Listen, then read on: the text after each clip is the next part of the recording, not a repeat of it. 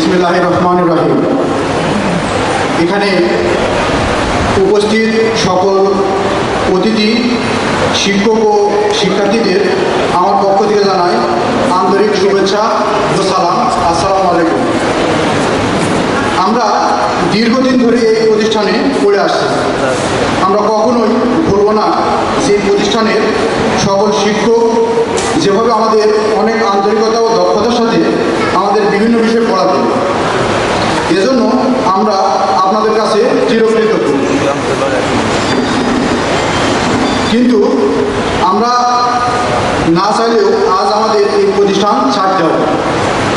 আজ আমরা আমাদের শিক্ষা জীবনের অধ্যায় শেষ করেছি। দোয়া করবেন যেন আমরা আমাদের শিক্ষার উন্নতি করতে পারি এবং ভবিষ্যতে দেশ ও জাতি গঠনে অবদান রাখতে পারি। তাছাড়া এখানে আমাদের দীর্ঘ শিক্ষা জীবনে অনেক শাসন বারণ অতিক্রম করতে হয়েছে, যা এক সময়ে বিরক্তিকর মনে হলেও এখন শেষ মুহূর্তে আমরা বুঝতে পারছি এটা আমাদের জন্য কতটা উপকারী ছিল। তাই আমাদের কোনো কাজে কর্মে যদি কোনো শিক্ষক শিক্ষিকা কষ্ট পেয়ে থাকেন বা আমাদের ছোটোখাটো কোনো ভুল হয়, তাহলে আমাদের ক্ষমা সুন্দর দৃষ্টিতে দেখবেন।